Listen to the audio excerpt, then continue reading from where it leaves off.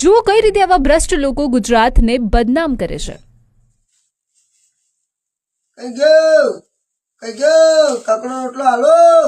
આ એ જ સરપંચ છે જે આરોપોની તપાસથી બચવા માટે ગાંડા થવાનું તરકટ રચ્યું હતું। ગઈકાલે એક વિડીયો વાયરલ થયો હતો અને અત્યારે વધુ એક વિડીયો સામે આવ્યો છે। આ સરપંચ છે વડોદરામાં આવેલી રસુલાબાદ ગ્રામ પંચાયતના સરપંચ કમલેશ વસાવા।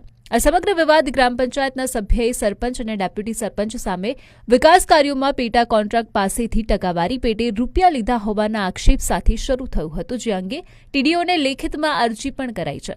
ભ્રષ્ટાચારની અરજી થતાં જ સરપંચ કમલેશ વસાવાએ તપાસથી બચવા માટે પોતાને માનસિક અસ્થિર ગણાવવાનું નાટક રચ્યું, પરંતુ હવે સામે આવેલા નવા વિડીયોમાં સરપંચ ગાંડપણનો રોલ કરતા જોવા મળ્યા। જો કે આ નાટક ત્યારે પકડાયું જ્યારે ગાંડપણનો રોલ પૂરો થયા બાદ સરપંચે પોતે જ વિડીયો રેકોર્ડિંગ બંધ કરવા માટે ઇશારો કર્યો, જે કેમેરામાં કેદ થઈ ગયો છે। સરપંચની આ કરતૂતથી સ્પષ્ટ